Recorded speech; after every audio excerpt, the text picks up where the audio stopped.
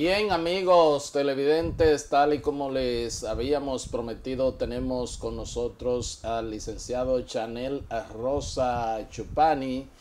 Él es el director del Servicio Nacional de Salud, por lo menos hasta ahora lo es, ¿verdad? Hasta este.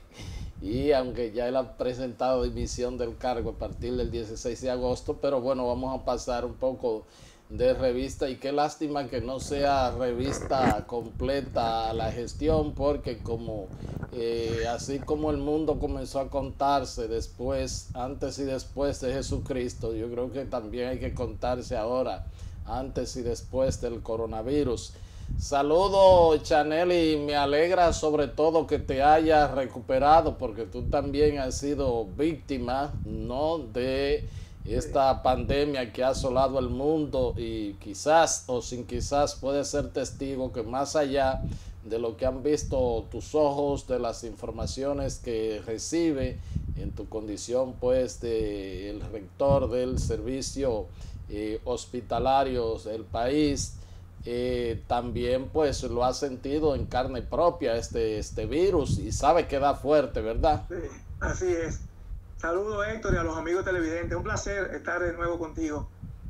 ¿Cómo no? ¿Cómo no? Sí. Bueno, pues ¿te dio bastante duro a ti el COVID No, vamos a decir que yo fui afortunado porque con el tema de mi sobrepeso y algunas enfermedades comorbilidades me dio Ah, con muy pocos síntomas. ok, Lo que sí que duré casi un mes para salir negativo, ya, pero me dio con un síntoma leve, vamos a decir. O sea, síntomas muy leves. cómo no, Gracias a cómo Dios. no. Sí. Y obviamente medicado, ¿verdad? Como debe ser, Sí, ¿eh? medicado, claro, sí, Sí, medicado y en reposo durante todo sí, este mes.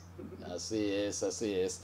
Bueno, Chanel, echándose la paloma y culminando el gobierno, reitero, se pudieron haber hecho otras evaluaciones de la Sí, gestión de los gobiernos del presidente Danilo Medina en materia de educación, de salud, pero pues ya todo se ha circunscrito sobre todo a lo que ha pasado en el mundo y por supuesto en el país a partir del mes de marzo específicamente.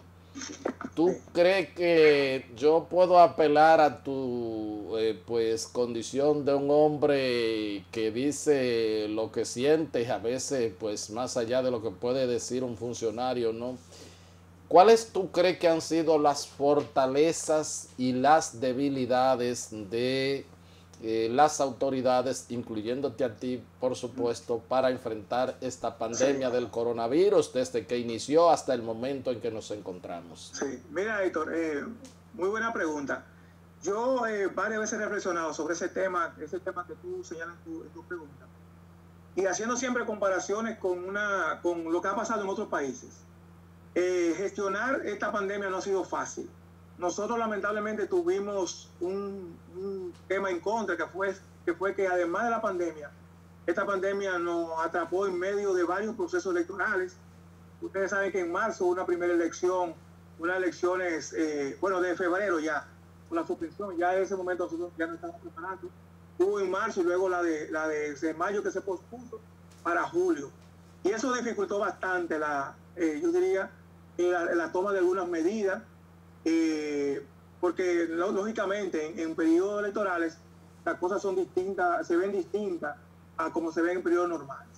Yo te voy a decir, nosotros en términos de fortaleza, de las cosas que hemos tomado, yo creo que el hecho de que se tomaran las medidas, durante los dos primeros meses se tomaron una medida de cuarentena casi obligatoria, no fue obligatoria, pero solo quedaron abiertas aquellas actividades que se consideraron esenciales en ese momento. Yo creo que eso contribuyó a retrasar bastante el periodo más crítico que se está viviendo en este momento, y eso dio oportunidades a preparar el sistema de salud que para dar una respuesta más eficiente. Nosotros, en ese sentido, yo te puedo decir, nosotros hemos tenido en eso que hemos llamado preparar la respuesta sanitaria.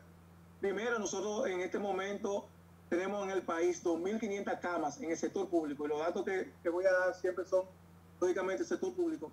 2.500 camas aisladas solamente para pacientes de COVID, Hemos también preparado unidades de UCI, tenemos 283 unidades de cama de cuidado intensivo, también solo para UCI.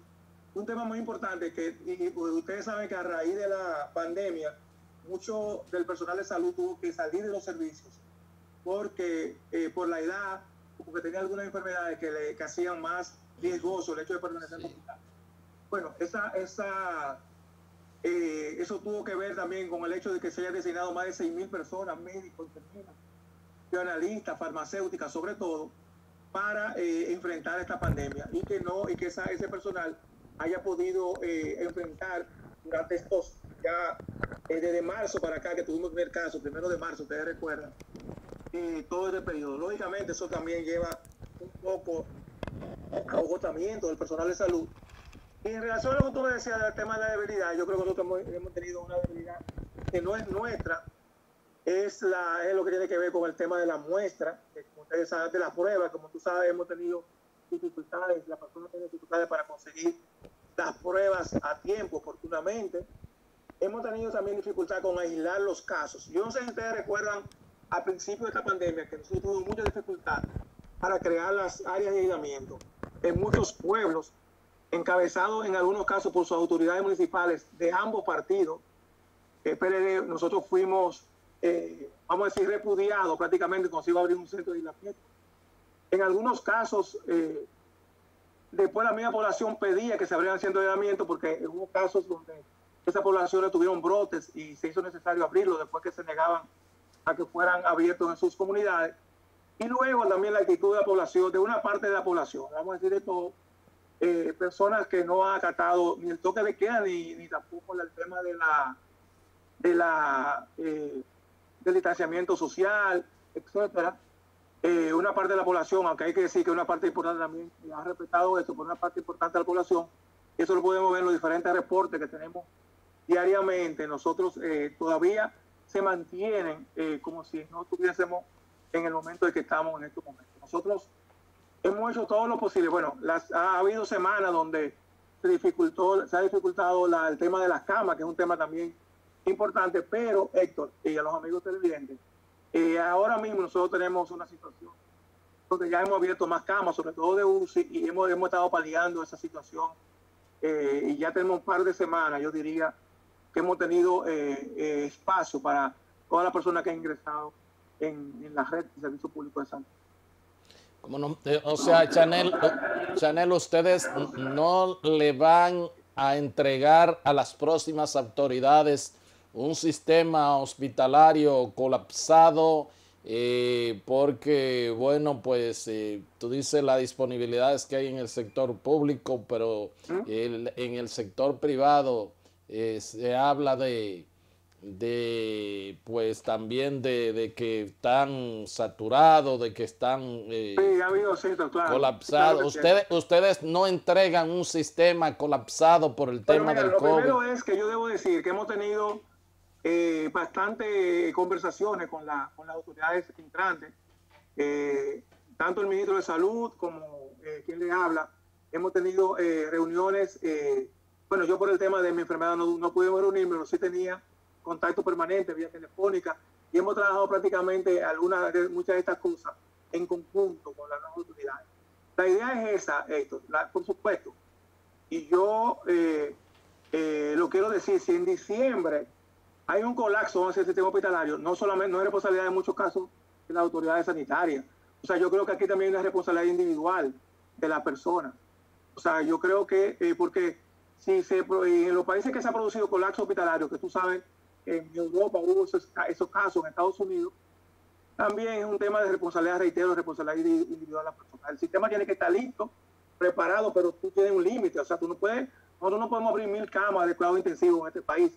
Sobre todo, y eso quiero hacer la aclaración, que no ha sido un tema de recursos económicos, ha sido un tema de recursos humanos. Como yo explicaba recientemente, abrir una UCI no es como la gente cree, que es buscar una cama y ya. Abrir una unidad de cuidado intensivo implica muchas cosas. Sobre todo, implica la contratación de recursos humanos. Y la contratación de recursos humanos implica también contratar recursos humanos que puedan atender una unidad de cuidado intensivo. Nosotros tenemos en este país un déficit importante de médicos intensivistas, y yo creo que nos queda como lección de esta pandemia incrementar los médicos intensivistas, las residencias de médicos intensivistas en el país, que tenemos muy poco. Y nosotros no podemos abrir una unidad de cuidado intensivo con 5, con 6, con 10 camas. Nosotros abrimos esta semana 36 camas más en la ciudad sanitaria.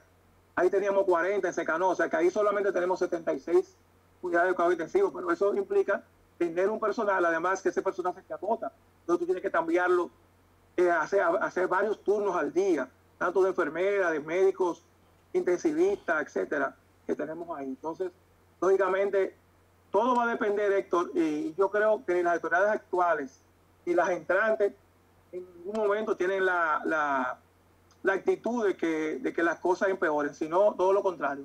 Pero también la población es importante, la actitud de la población es importante en este momento. Pero bueno, en algún momento sabemos, lógicamente, bueno, pues con la política, eso es un mundo que no hay, otro mundo, no importa que haya lo que haya, bueno, pues el político sale y aquí sabemos las consecuencias que han pasado, se han infectado, se han muerto y todo. Pero lo que se dice, bueno, ¿por qué pasada una vez las votaciones del 5 de julio, cuando se disparan esos casos, por qué las medidas han sido como están light? Sí, con menos casos, con menos casos en marzo, cuando se dispusieron las medidas restrictivas, fueron mucho más severas, con menos casos, menos contagios, menos muertes, y porque ahora fueron tan light, tan... Mira, qué bueno, porque yo he sido quizás dentro del gobierno la persona más radical en ese tema, o sea, en cuanto a la medida. Luego tengo que admitir que quizás, que estaba equivocado en algunos temas, y voy a paso a explicar. Mira, el concepto de cuarentena total, obligatoria, es un concepto muy de clase media, o de países donde la población informal es muy pequeña. En América Latina ha sido muy difícil el tema de ese tipo de medidas. ¿Por qué? Porque, como te decía, ese es un concepto de clase media, donde tú tienes tu apartamento, tienes aire acondicionado, 3 habitaciones, 2 baños, Netflix, etcétera, etcétera. Pero la mayoría de la población no responde a ese concepto. Cuando aquí se decidió levantar la última emergencia, o sea, aquí había un cansancio de la gente. O sea, ya la gente no aguantaba. Incluso recuerda que esa misma semana los comerciantes dijeron que iban a abrir su negocio.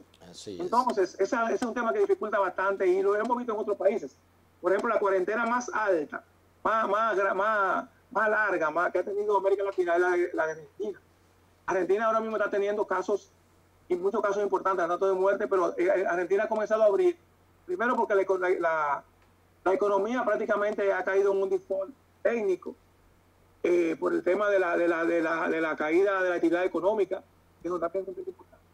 Yo siempre voy a preferir salvar vidas, siempre, pero cerrar la economía total es un tema que no se corresponde con el perfil socioeconómico de la población dominicana.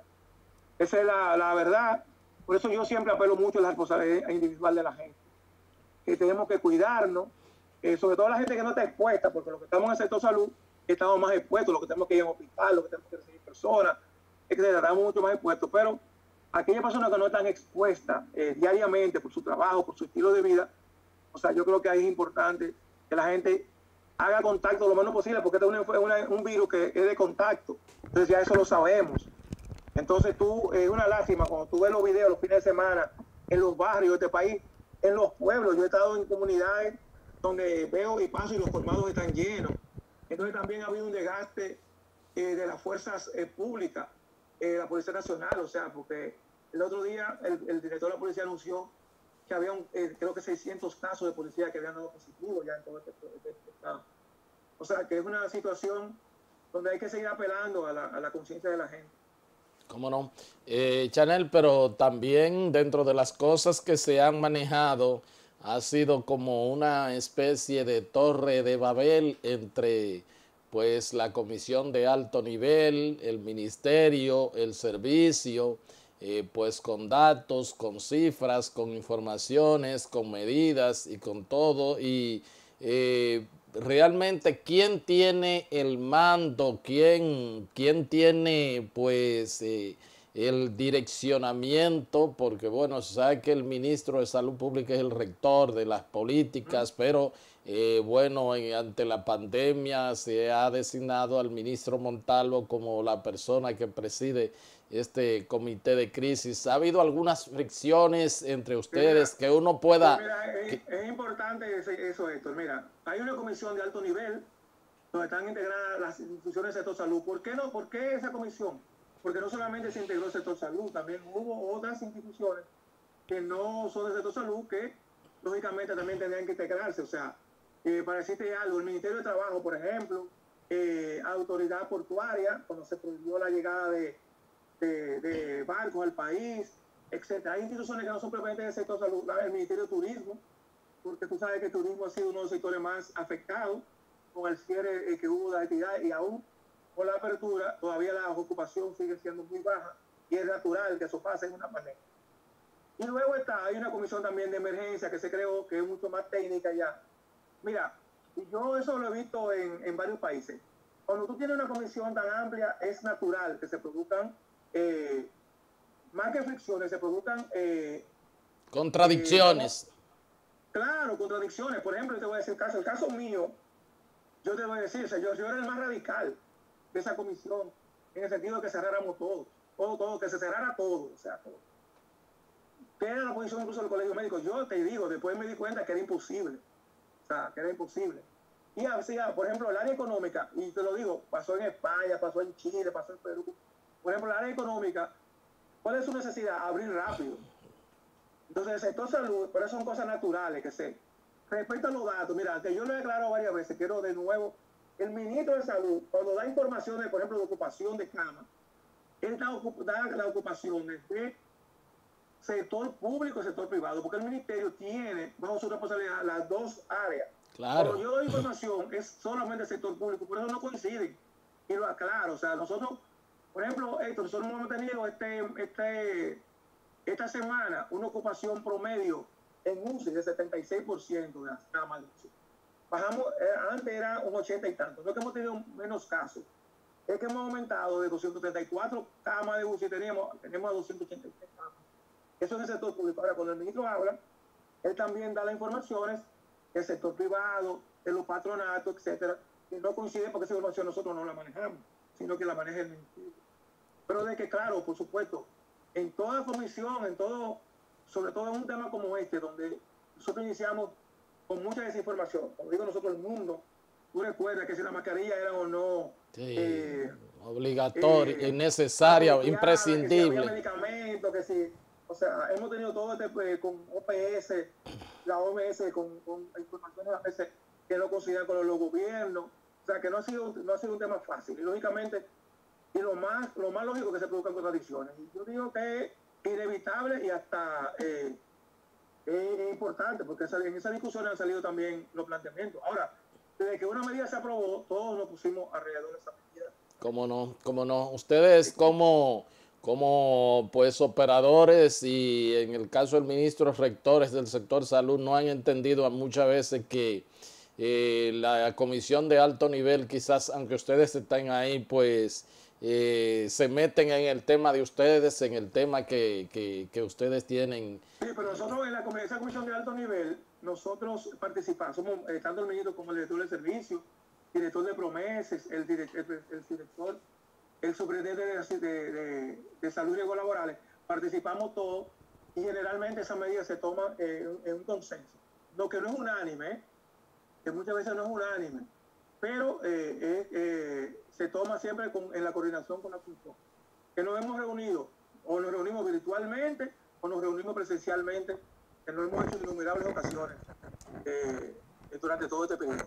¿Cómo no? Y dime una cosa, Chanel, y siempre ha sido la pregunta, ¿por qué no se integró al Colegio Médico Dominicano? ¿Cuál era el temor? ¿Cuál era a qué ustedes pues no se sentían cómodos con la presencia de un delegado del colegio. Mira, Héctor, en términos, y yo no desconozco, porque no voy a tener el colegio médico. Ahora déjame decirte, y pueden atestiguarlo el doctor Waldo Suero, en este caso, que es el actual presidente. Nosotros hemos tenido una comunicación constante y permanente con el colegio médico durante todo este tiempo. Nos hemos reunido varias veces aquí en mi oficina, nos hemos reunido no solamente con colegios médicos, sino también con todos los gremios de enfermería. Por ejemplo, todo el tema del personal, de contratación de nuevo personal, se ha hecho con el colegio médico.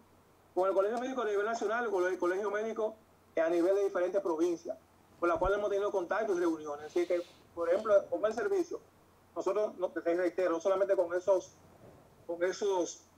colegio médico, sino con todos los gremios del sector.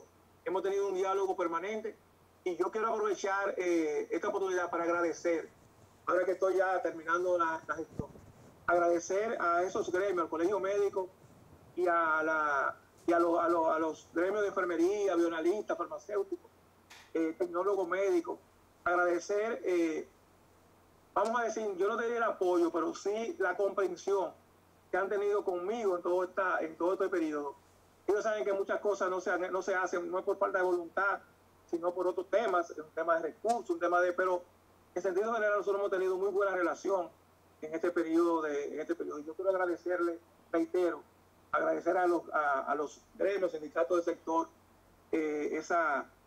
vamos a decir, ese apoyo que de una forma u otra nos han dado, y esa colaboración, más que apoyo, colaboración que ha tenido conmigo. Nosotros, por ejemplo, en este periodo, el doctor Waldo Suero, y tengo que decirlo aquí públicamente, ha sido una persona muy solidaria conmigo en términos personal, y todos los demás gremios, dirigentes gremiales.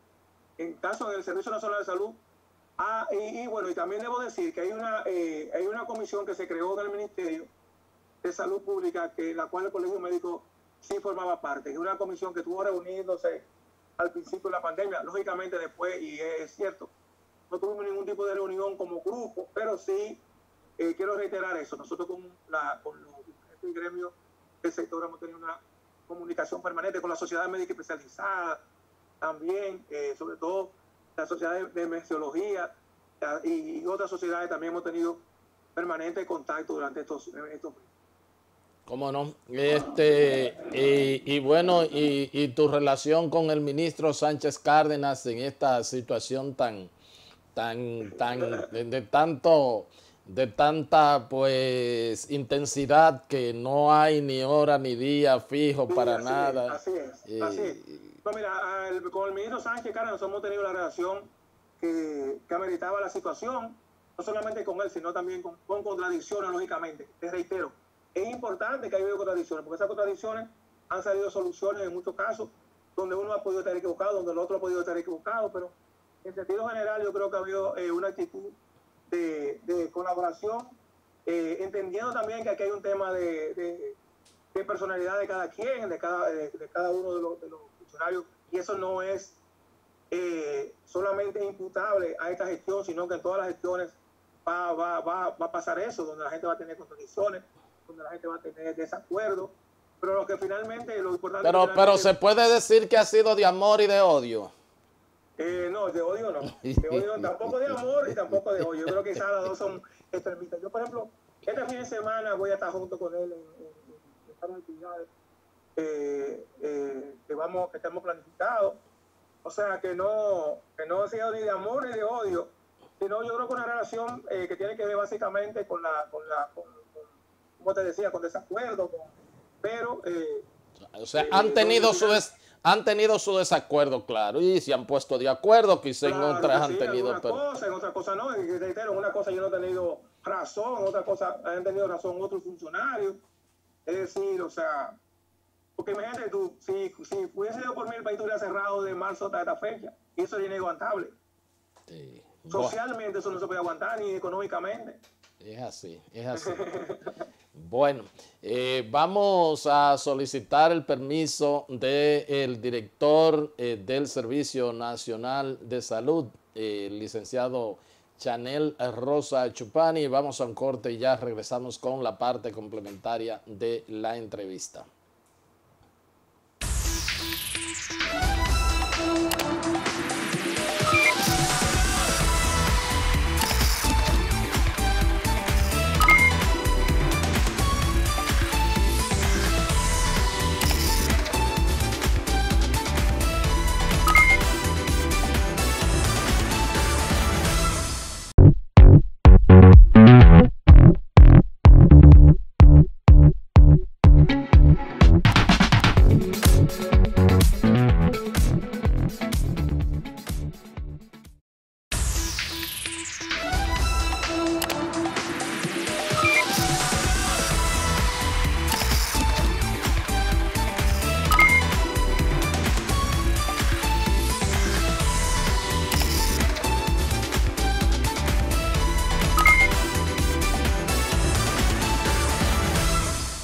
Bien, continuamos con esta entrevista con el director del Servicio Nacional de Salud, Chanel Rosa Chupani.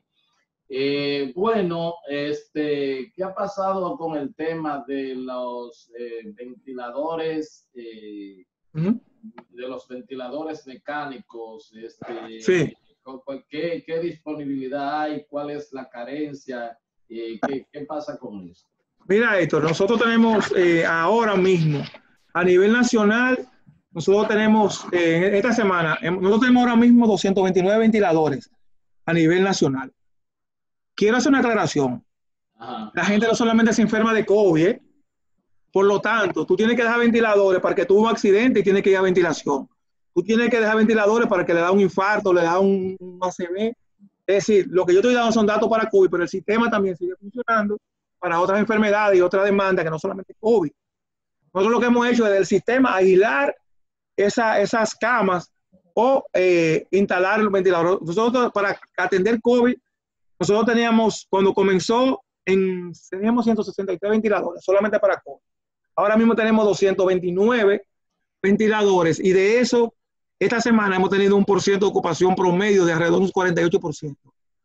Porque no todo el que va a una UCI necesita ventilarse, eso ya los médicos lo saben, lo pueden explicar con mayor propiedad. O sea, no todo el que va a una unidad de cuidado intensivo necesita una ventiladora. Nosotros no hemos tenido, en el sector público, no hemos tenido todavía un colapso al contrario.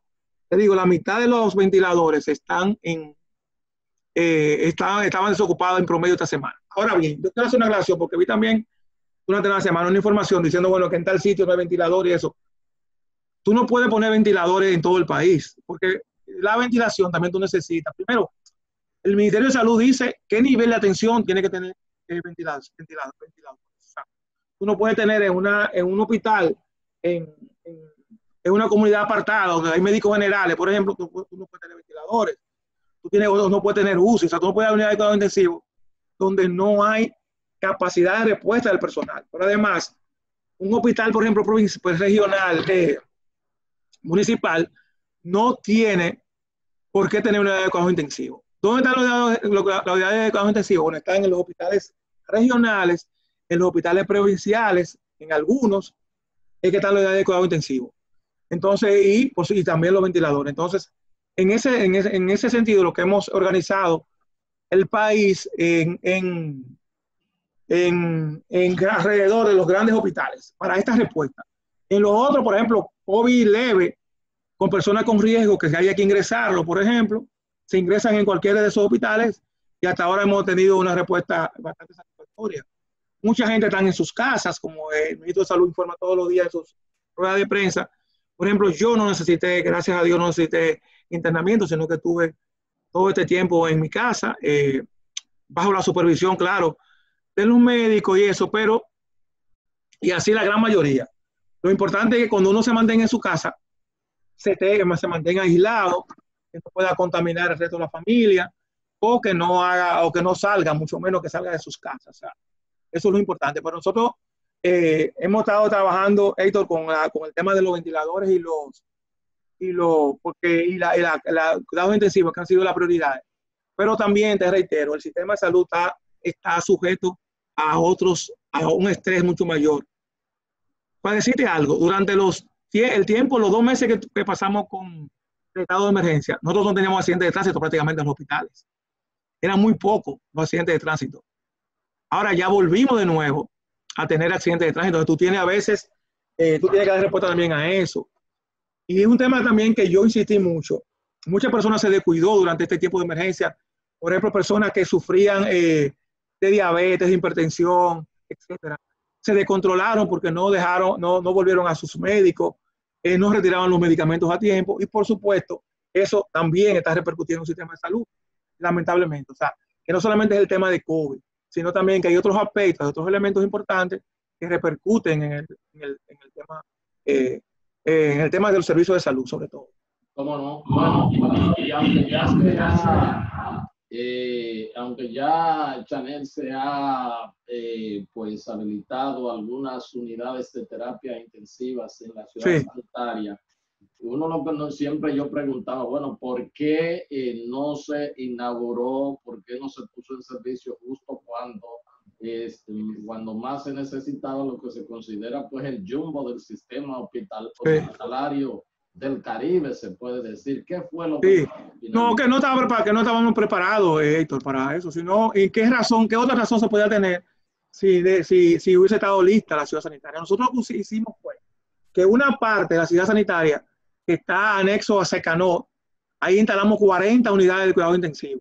En el inicio, que ha sido una respuesta bastante importante, pero el resto no estaba concluido. Es un proyecto que tú sabes que se maneja desde la OISOE, no se maneja del servicio. O sea, nosotros ni equipamos ni construimos hospital, sino que eso se hizo a través de OISOE. O sea, que OISOE ha estado liderando ese proceso, pero nosotros ahora tenemos la información de que la próxima semana ya va a ser entregado y que va a estar disponible ya para el uso de la población en sentido general.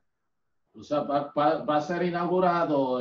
Sí, así es. Tengo entendido que en la próxima semana ya va a ser inaugurado. Te reitero, como te decía, ese es un proyecto que se ha trabajado de la OISOE y nosotros no hemos tenido ni en el equipamiento ni mucho menos en la obra. El servicio no tuvo, ni en mi gestión ni en gestiones pasadas tuvo que ver con ese proceso. Por lo tanto, la respuesta que yo te puedo decir, ¿por qué? Porque se ha hecho, ¿por qué se ha dilatado? Es la misma pregunta que yo.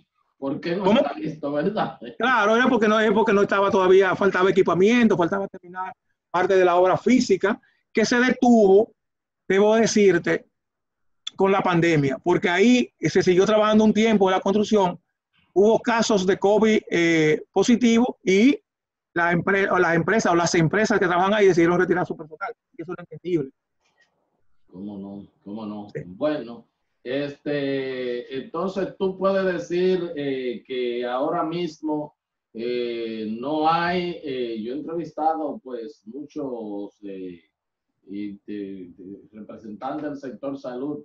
Tú puedes asegurar que el sistema hospitalario dominicano, el sistema público, no está colapsado. No, Héctor, no está colapsado. Ahora bien, lo que yo no te puedo asegurar es que eso no va a pasar alguna vez. ¿Por qué? Porque eso no depende del servicio. Eso depende, ¿sabe qué? De cómo nosotros podamos controlar la cantidad de casos, sobre todo de casos graves. Ese es el tema.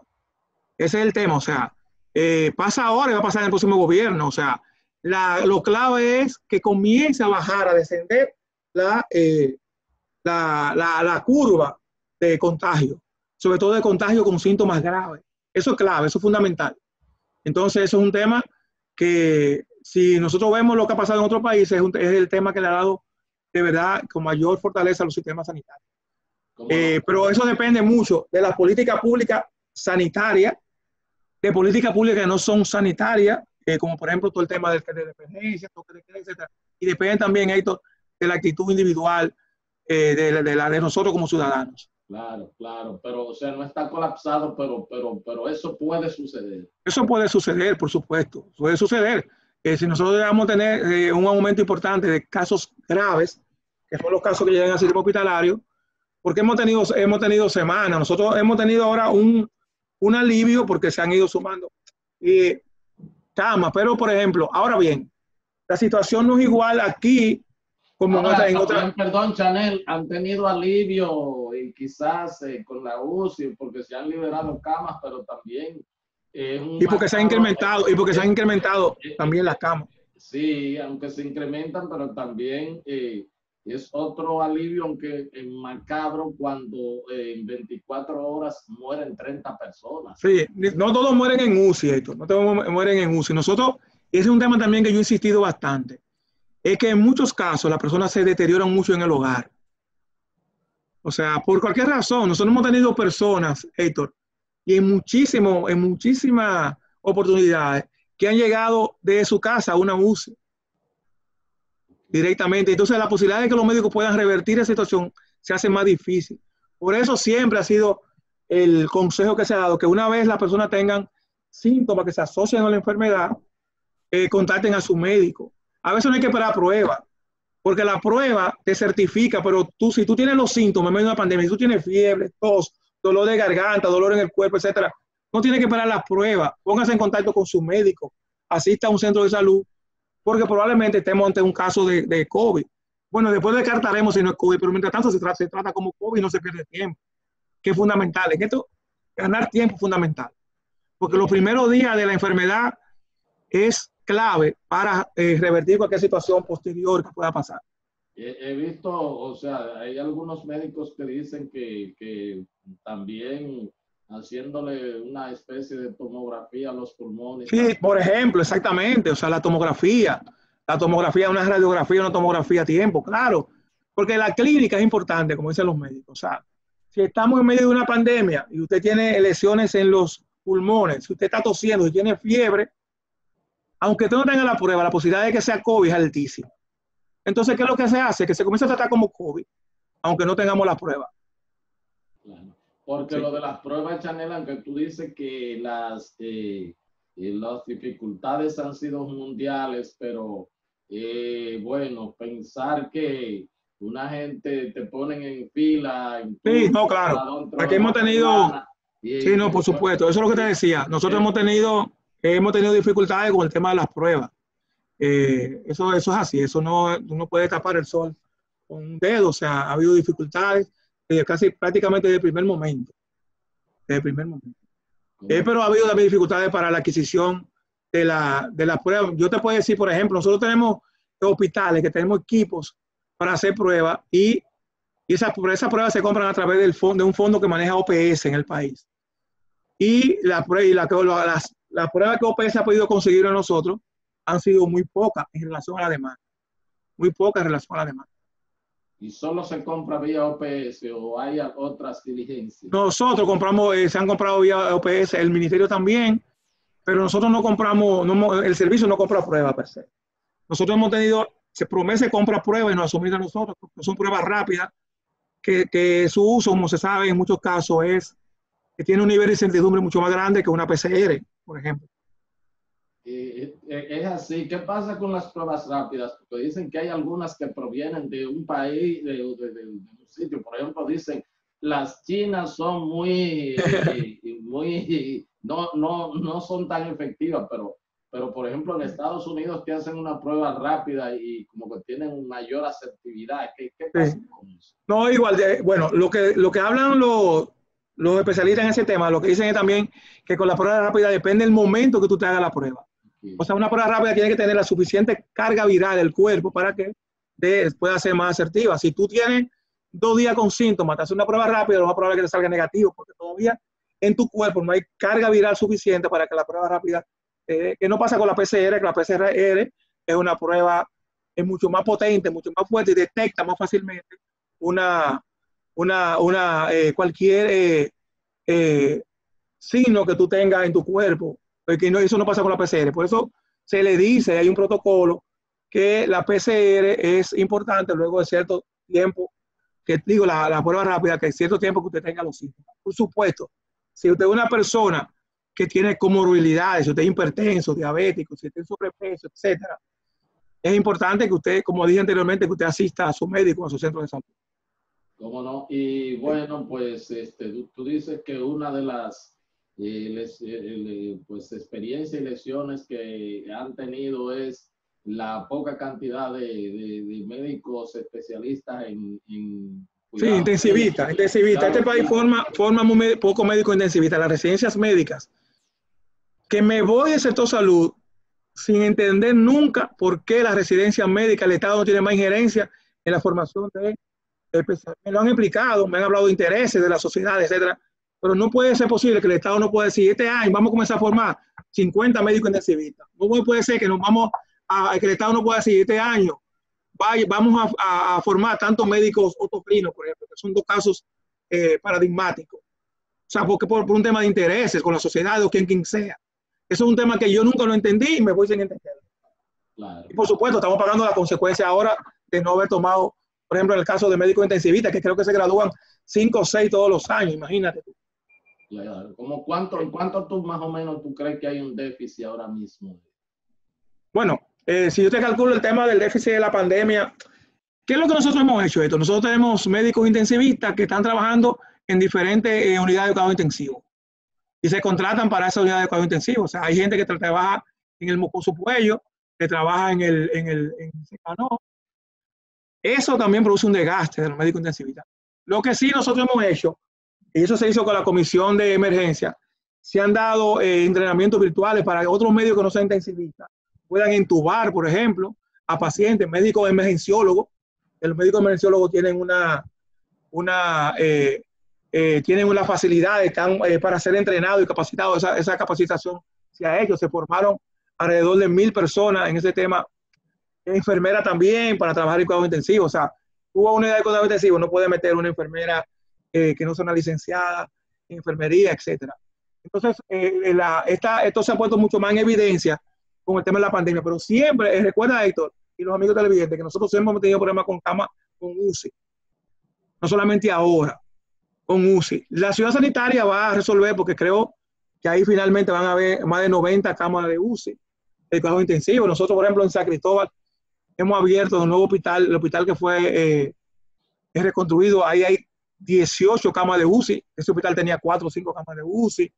Hemos instalado camas de UCI en Cotuí, y eso ha permitido amortiguar un poco la Vega.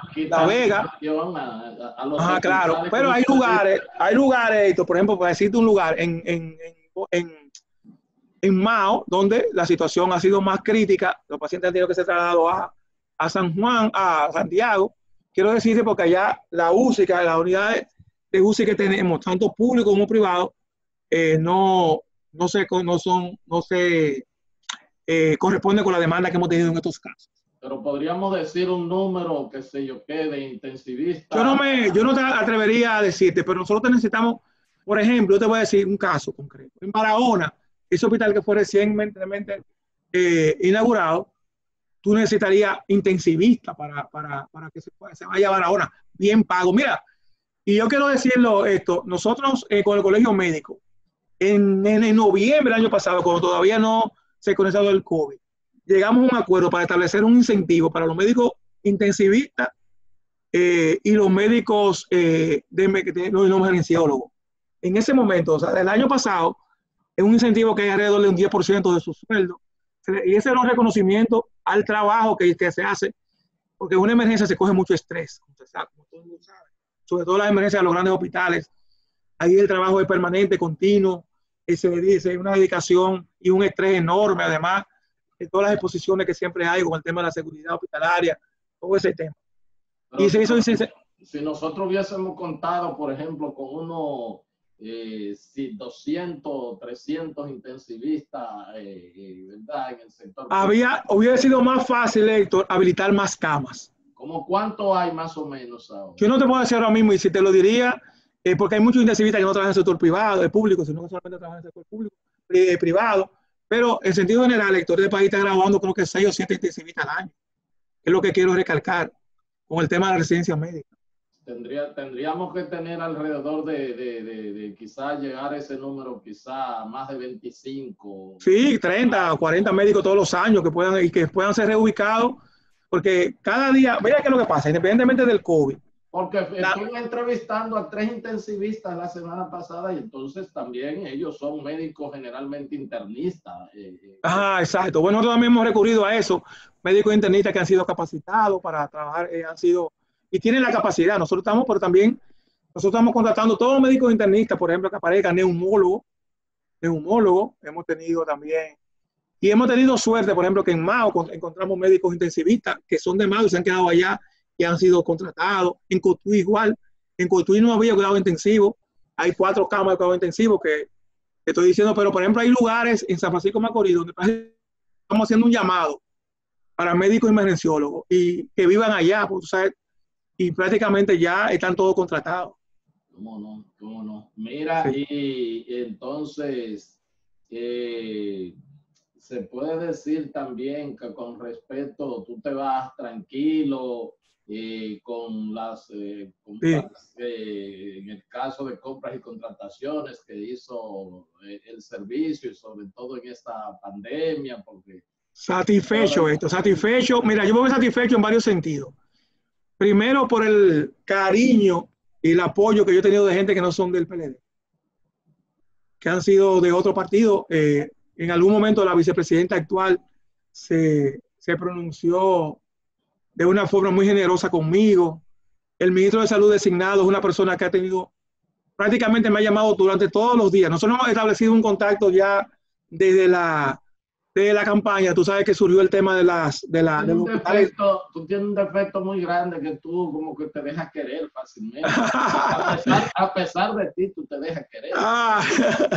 Esto, no, te decía, por ejemplo, con el equipo de Intrante, nosotros tuvimos conversaciones con el tema de los hospitales móviles, tú recuerdas, que se instalaron en Bonao, en Villa Vázquez. Sí, nosotros le prestamos todo nuestro apoyo porque entendíamos en ese momento que eso era lo que había que hacer, o sea. Y a pesar, y hemos tenido muy buena, igual con el doctor Mario Lama, etc. Y yo quiero agradecer, y lo hago ahora públicamente, todo el cariño y la muestra de solidaridad que tuvieron conmigo en mi enfermedad, y siempre, o sea, todo el cariño. Esta semana el doctor Guido Gómez hizo una exposición donde me mencionó también de una forma muy generosa. Yo recibí llamadas y por supuesto, de los miembros de la prensa, en sentido general. Yo creo que yo me voy con una deuda inmensa de cariño con la gente y de solidaridad. Y yo no tengo, ni viviera 1000 años, tendría como agradecer. Y no tiene aprehensión todo lo que se hizo, todo lo que se invirtió. No, soy una persona que salgo de mis puestos públicos sin villas, sin cuentas bancarias, ni en el exterior ni en el país, sin nada que no pueda justificar de acuerdo a mi salario. Absolutamente nada. Yo todo lo que yo tengo, excepto los discos que tengo en mi casa y los libros, todo lo que tengo lo debo. Y además, tú eres una persona que nadie te ha visto. Tu mundo no está en el exceso tampoco. Así es, también, exactamente. Yo el otro día tuve... Por tu forma de pensar, tú no, así no es, está en el exceso, sino que siempre tiene mucha solidaridad con la gente que menos, con los más desposeídos, no es para estar predicando. ¿Sabes que una persona me dijo esta semana, mira, ahora vamos a aprovechar cuando tú sales ahí, vamos a abrir un colmado? Entonces le dice, si le da un colmado va a quebrar el mes porque él le va a regalar a todo el que llegue con necesidades, se lo va a regalar. Mira, volviendo al tema un poco del COVID, ¿cuáles tú consideras que son los puntos rojos? Bueno, eso informaciones generalmente la da el ministerio, pero los puntos rojos donde hay que hacer una combinación de ataque, de esfuerzo por parte de las autoridades. Tú dices geográficamente tú dices esto. Geográficamente, sí. Sí, no, claro, el distrito, el Gran Santo Domingo sigue siendo el principal foco del país por mucho, y también está Santiago. Recuerda que las grandes poblaciones es donde tú vas a tener mayores cantidades de casos, y eso es obvio. Por eso el sur hasta ahora nosotros hemos tenido menos casos. Fíjate que la provincia que menos casos ha reportado del país es Bauruco, aunque ya en el sur estamos teniendo un aumento de los casos, pero jamás con los casos que hemos tenido en San Francisco Macorís, Santiago, Puerto Plata, La Vega, que ha sido como el Cibao y el Gran Santo Domingo, han sido los principales focos. Hoy en el este tenemos, sobre todo después de la campaña, hemos tenido también en San Pedro y en Higüey, hemos tenido casos importantes. Nosotros, por ejemplo, en la unidad de cuidado intensivo de Higüey, que creo que tiene 8 o 10 camas, hemos estado llenos toda esta semana. No, y bueno, si tuviera que dejarle un consejo que me imagino que se lo ha dado, quizás no consejo, sugerencia, ahora mismo en este tiempo de esta pandemia, a las nuevas autoridades entrantes, al director del servicio, un consejo. Sí. Que no parezca como un consejo, pero sí una sugerencia. Mire, el sector salud es un sector fragmentado, institucionalmente fragmentado. O sea, tú tienes el ministerio, el servicio, SENASA, CISARI, PROMESE. Entonces es importante, y creo que ha sido importante que el señor presidente entrante, el Estado Abinader, haya nombrado a una persona para coordinar el sector. Me imagino que por eso mismo es importante la coordinación en el sector. Eso es clave, fundamental. Sobre todo en estos momentos. Siempre es clave, pero sobre todo en este momento es fundamental eso. Fundamental. La coordinación interinstitucional alrededor del sector. Eso para mí yo creo que es lo más importante. Porque ahí un poco se concilian todas Claro, Los, claro, los intereses institucionales. Claro, así es, así es, así es, así es. Vamos a decir. Y esa fragmentación, fíjate, el sector salud, esa fragmentación, vamos a decir, esa división en funciones institucionalmente, hace más difícil el diálogo, la coordinación. O sea, y ahí el hecho de que se haya designado una persona para coordinar el sector, a mí me parece que fue una medida muy atinada. ¿Cómo no? Y bueno, y finalmente el tema de los medicamentos para el COVID, que es problemático. Sí, la hidrocloroquina que dice Donald Trump y Bolsonaro. Y Vermentina, mira, esto, en esto no hay nada. Yo te estoy hablando ahora, te voy a dar a ti como paciente y como funcionario. Así es, porque tú lo has hecho los dos como paciente y funcionario del sector. Nosotros tenemos un tema y es que no hay un acuerdo todavía con los médicos sobre si, por ejemplo, hay médicos que dicen que la ivermectina no sirve para nada, hay otros que dicen que la hidroxiclina no sirve para nada, la hidroxicloroquina no sirve para nada, etc. La OPS sigue manteniendo, y la OMS, su criterio de que no hay medicamento para COVID, sino que el COVID se trata según los síntomas. Yo me tomé todo lo que me indicaron en términos personales. Tú sabes, porque uno da en ese momento. Ahora, yo no te puedo decir, nosotros lo que hemos sí, como servicio, hemos estado siempre preparados para que todos esos medicamentos estén en los diferentes hospitales del país. Claro. Nosotros, como ustedes saben, hemos estado, o sea, que independientemente de que su uso sea, porque por ejemplo la hidroxicloroquina no solamente se usa en estos casos, sino que son medicamentos que generalmente se usan en otros casos. Entonces, han estado disponibles. Incluso yo hasta publiqué mi teléfono personal para que cualquier persona tuviese un caso. Y por ejemplo, las personas que sufren de lupus, a todas se ha suministrado durante esta pandemia su tratamiento de hidroxicloroquina. A todos, gracias a todos. Y ese momento ahí no ha habido problema. Y como dicen los médicos que en Estados Unidos que utilizan una frase cuando una persona está en condiciones críticas, un medicamento como de piedad o de algo así por el estilo. Bueno, los médicos tienen todo a mano y cuando tú tienes un paciente con... sí, claro, tú no pierdes nada. Sino... Tienes un cóctel disponible ahí, tú te vas con ese cóctel. Claro, así mismo es, así es, exacto. Y bueno, por supuesto, yo creo que mi WhatsApp está lleno de indicaciones que me hacían gente de todo el país, de té, ya tú sabes, no te coge vida. Así mismo es. Bueno, y yo también agradezco muchísimo, porque la gente lo hace muy buena fe. Bueno, pues la verdad que te agradezco y creo que a ti, Héctor, como siempre. Un gran esfuerzo. Te veo ahí en las redes sociales y a donde aparecen los sinvergüenzas ahí. Que hay de todo, gente preguntándote y pidiéndote. Vi que uno te pidió que lo agarró la policía. Yo podría escribir un libro sobre eso, Héctor, sobre todas las llamadas que recibo. Y la gente, porque la gente también no está claro, por ejemplo, las funciones del servicio. Entonces me preguntan, qué sé yo, pues decirte algo. Una persona me preguntó, licenciado, ¿quién San Cristóbal en la farmacia privada no aparece el medicamento? Digo yo, pero ¿qué yo puedo hacer si en una farmacia privada no aparece el medicamento? O sea, la gente todavía no tiene claro las funciones. Lo que me molestó, sí, porque yo hasta tuiteé, parece que me dejé coger de tonto tiempo. Una persona que hizo una crisis diciendo que se estaba muriendo. Sí, y cuando tú haces el contacto, entonces resulta... Yo no quería ir al hospital. Sí, viene a hacer que está ahí, entonces al otro día ese Twitter... exacto, sí. Lo eliminaron, sí. Cuando yo vi la información, esto me preocupé muchísimo, la llamé a la persona, llamé a La Vega, miren, en el hospital la están esperando, están los médicos esperando, no fue, buscamos una clínica privada, entonces ella me decía que era una clínica privada en específico. Bueno, tú sabes. Bueno, gracias Chanel y gracias a ti, muchas gracias a ti. El aporte que ha hecho y el servicio, gracias a tu nombre, pues a todos los hospitales, a los médicos, al personal de salud. Se ha demostrado, y siempre digo esto, que contrario a lo que decía el Mr. Donald Trump, que Estados Unidos tiene el ejército más poderoso de la tierra y las armas de guerra más temibles de la humanidad.